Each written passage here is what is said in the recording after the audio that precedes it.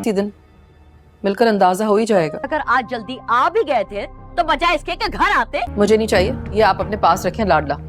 उन्होंने कंफर्म किया है कि कमाल साहब के ऑफिस से सीरियल तरके वफा के आने वाले एपिसोड में आप देखेंगे कि मरियम से बदतमीजी करने के बाद जब आप ही बैठी होगी तो सत्यन उससे कहेगा कि आपने बिल्कुल गलत किया, मैं आपको वहाँ पर सिर्फ इसलिए लेके गया था क्योंकि आप मेरी बड़ी बहन है, पर जिस तरह से आपने उनसे बात की मुझे बिल्कुल भी अच्छा नहीं लगा। आप जानती हैं कि मरियम ऐसी लड़की नहीं है, फिर भी आपने उनसे ये सब क्यों कहा कि वो पैसों की लालच में मुझे फंसा रहे हैं। जिस पर दोस्तों वो उसे कहेगी कि मैंने कुछ गलत नहीं कहा, ये लोग होते ही इस तरह के हैं, पहले अपनी बेटी एक अमीरजादे से शादी करवाते हैं और फिर उसके पैसों और दौलत पर नजर रखते हैं। तुम अभी बच्चे हो, तुम ये सब कुछ नहीं जानते। इस पर दोस्तों वो उसे कहेगा कि बच्चा कहकर आपने आज मुझे ही उनके सामने बेइज्जत कर दिया। अब मरियम मेरे बारे में क्या सोच रही होगी कि वो सब कुछ जो मैंने उसे कहा वो महज एक ख्वाब था। उसके बाद दोस्तों नेक्स्ट सीन में आप देखेंगे कि मरियम तो बहुत ही अपसेट होगी और सत्यन जब उसे बात करने के लिए आएगा तो वो उसे कहेगी कि मुझे आपसे मुझे इस बारे में आपसे कोई बात नहीं करनी और ना ही मैं चाहती हूँ कि आप खामखा मेरी वजह से अपनी आप ही से लड़ें।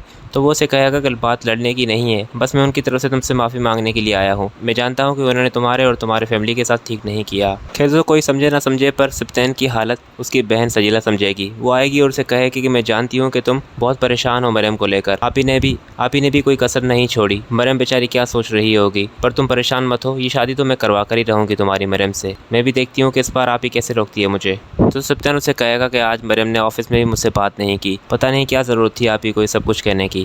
उसके अलावा दोस्तों आप ये भी देखेंगे कि आसिफ को तो बहुत ही गुस्सा होगा जब उसे ये मालूम लगेगा कि मरियम का रिश्ता आया है और वो रिश्ता उसके बॉस का है और बहुत अमीर है वो। तो वो यहाँ पर अपनी अम्मी को ही कह रहा होगा कि मरियम को तो मैं किसी और का नहीं होने दूंगा।